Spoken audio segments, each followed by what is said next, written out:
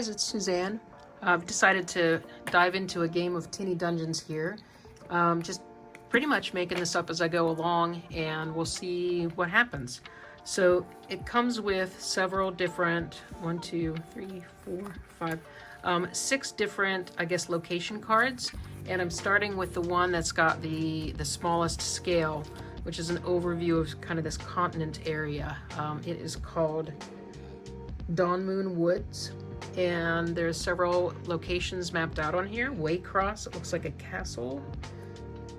There's a temple, a flooded cave, high farm, can't quite read that one, dungeon.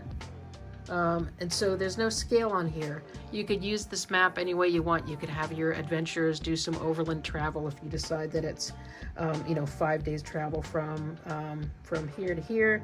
You can use any kind of mechanism that you have in your arsenal to have encounters along the way. But I'm just gonna pretend that our adventurers have magically shown up at the, say, the flooded cave. All right, this flooded cave is right here on the map. Okay, so maybe they were in a boat and they landed here and they've gone upstream, and this is the first place that they've come to. So this is a DM card here, the flooded cave.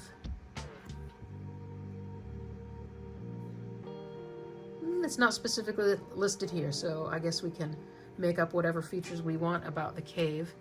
Here's the map that it comes with. There's 5 chambers in here.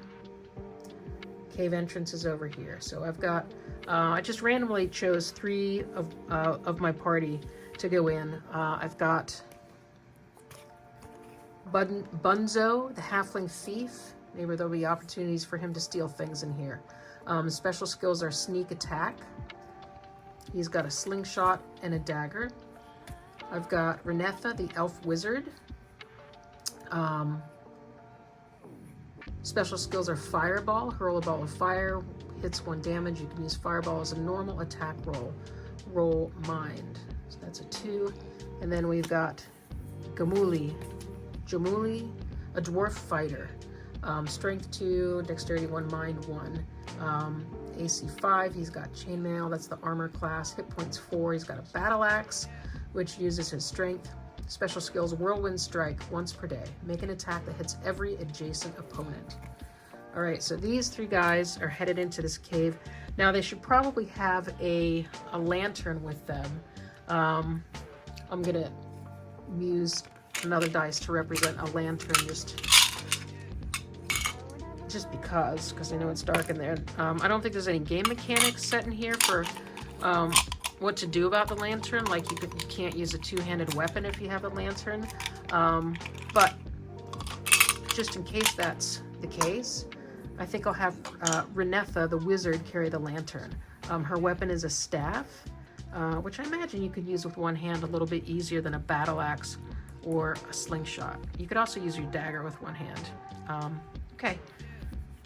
So, flooded cave, our adventurers go into the entrance, room 1. Now I'm playing Dungeon Master. Cave entrance, water drips echo through the entrance. We're a lone giant bat. Armor class 3, hit points 2, hangs from the ceiling, ready to swoop at intruders.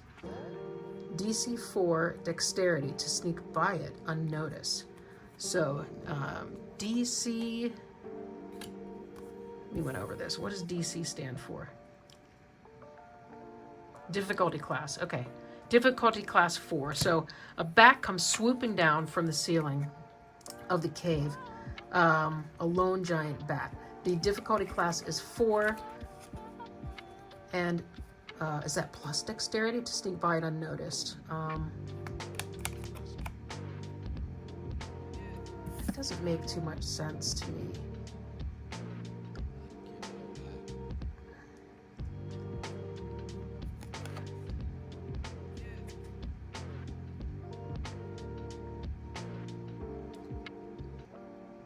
Not quite sure I'm clear on the mind.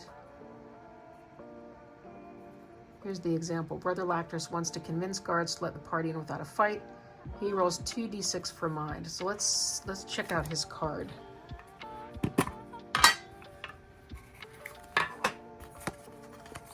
All right, so his mind is 2. So maybe mind refers to the dice that you roll to face the challenge.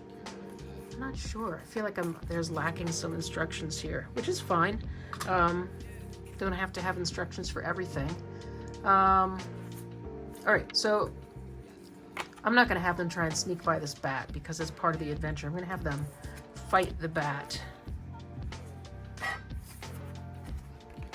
All right, so Lone Giant Bat, AC 2, hit points 2. So let's see what happens for combat here. I think the Thief is going first. Put them in this order. The Thief goes in first because he's the smallest to get through that little entrance.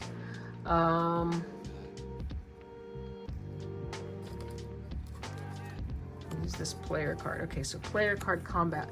When you attack a monster, roll the number of d6 equal to the ability specified next to your weapon. All right, so Bunzo, the halfling thief, is going to hurl a slingshot rock at the bat. The ability specified next to your weapon. Strength. Oh, I see. So dagger, or say, okay, slingshot is dexterity. So there's a 2. Got it. So you roll 2d6 for Bunzo to use the slingshot. All right, let's do that. You get 1 and 1. So I don't know if that's a 2 or an 11. Roll the enemy's AC or more to hit. Okay, so the bat AC is 3, so that's no hit there. All right.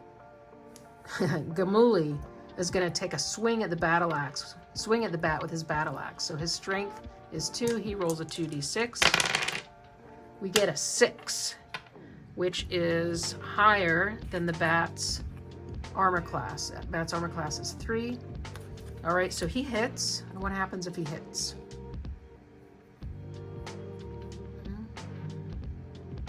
When a character or monster is hit, they lose 1 health point regardless of the type of weapon or spell used. When a character's health points reach 0, they're eliminated from the game. Okay, so Bat has 2 health points. So let's do this. So encounter 1 or adventure.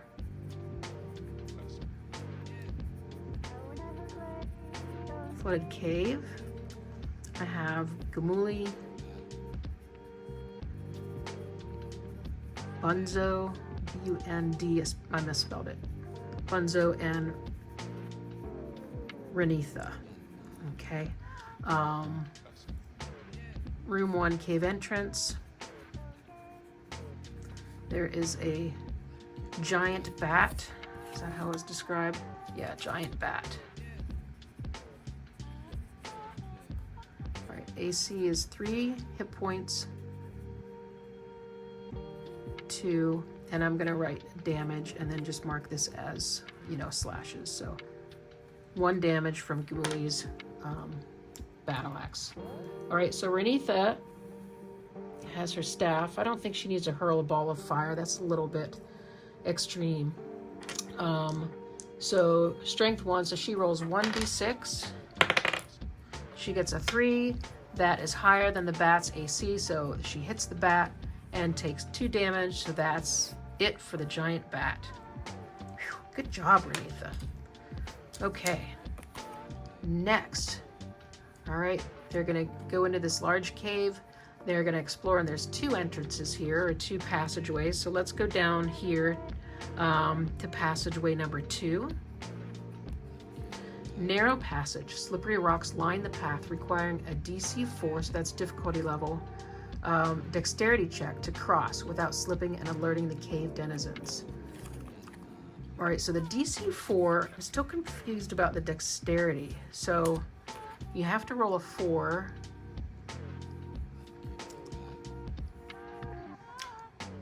Oh, I see. Okay, so dexterity If your dexterity is 2, like the halfling, you roll 2d6. If it's only 1, like the dwarf, it's 1d6. All right, so these guys have to each roll. It's a DC 4, difficulty level 4. So 1 or 2 dexterity check to cross without slipping and alerting the cave denizens. All right, so let's see if Bunzo gets across. 2d6, he has to roll at least a 4. And he does, so he gets through our slippery entrance.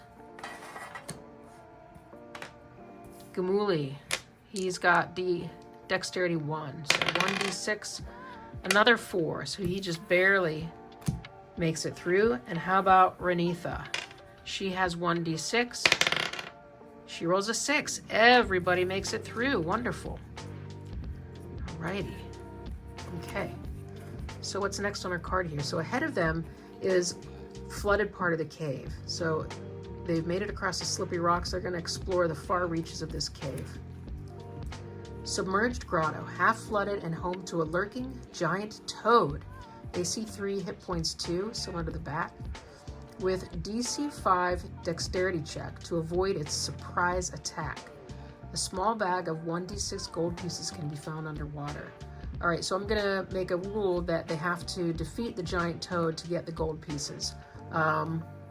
So DC 5 dexterity check. So they have to roll 1 or 2 d6 and get at least a 5 to avoid the surprise attack. So they're not even attacking yet. So if they fail, that means the toad can attack them first. All right, I kind of like this storyline. So Renitha was last in, and she's got the lantern, so she went first to explore the depths of the cave. So DC 5 dexterity is 1, so ooh, that doesn't look so good. 1, so she does not escape the surprise attack. So the giant toad's going to attack her. So how does this work? When you attack a monster, monsters and NPCs only roll 1d6 when they attack. Roll the enemy's AC or more to hit when a character or monster's hit. So her AC, that's armor class, is 3. All she's wearing is her wizard's robe. So the giant toad rolls 1d6 and has to get a 3 or better, which he does. I think it's equal to or better. Roll the enemy's AC or more to hit. So she takes 1 damage point.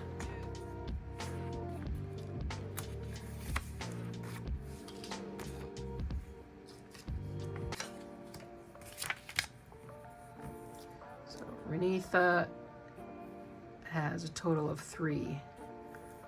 Gamuli has a total of 4, and Bunzo has a total of 3. Okay, so she's taken 1 out of 3. She's got 2 left. All right, Gamuli, let's see if he escapes the surprise attack. So this is a 1 dexterity, difficulty class 5. So he has to get a 5 or a 6. And he doesn't. So he gets attacked by the giant toad. And again, we're going to roll 1d6, and he has to beat his armor class, which is 5. So, and he does not. So Gamuli escapes that round, but now he knows about the toad. You know what? Since he knows about it, I think he's going to swipe at it first, before the toad has a chance to attack Bunzo. I think that's a fair rule, don't you? All right, so strength, battle axe is his only weapon. He gets 2 strength. So he's going to roll 2 in order to get at least a 3. The toad has an armor class of 3, which he easily does. He gets 7. Now the toad only takes 1 hit per strike. So let's see. We're in room 3, the grotto. And we meet the toad, who has armor class of 3 and hit points of 2. So he's taken 1 damage. All right, so Bunzo knows about the toad already because he's already tried to attack Renitha and Gumuli, and Gumuli struck back. So I think Bunzo can go ahead and attack without being surprised. Do you think that's fair? Let me know if you do something differently for that.